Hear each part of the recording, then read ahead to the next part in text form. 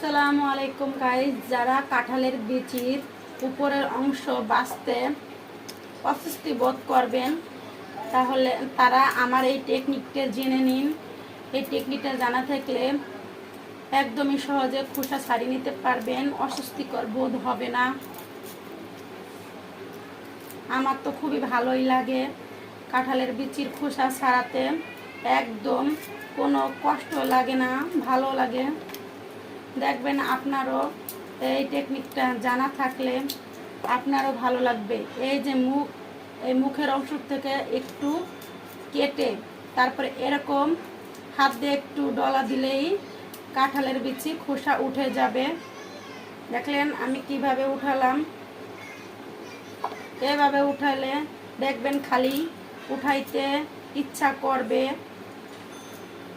আর অস্বস্তিকর বোধ হবে না। দেখেন আমি কিভাবে প্রতিটি কাঁঠালের বিচির উপরের অংশ ছাড়িয়ে নিচ্ছি।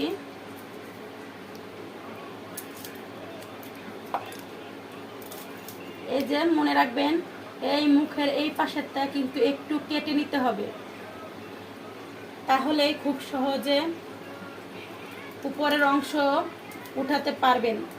কেটে না নিলে কিন্তু উপরের অংশ খুব সহজে তোলা যাবে না। দেখছেন আমি প্রতিটাই একটু কেটে নিয়ে কিভাবে পরিষ্কার করে ফেলছি উপরের অংশ। ধন্যবাদ।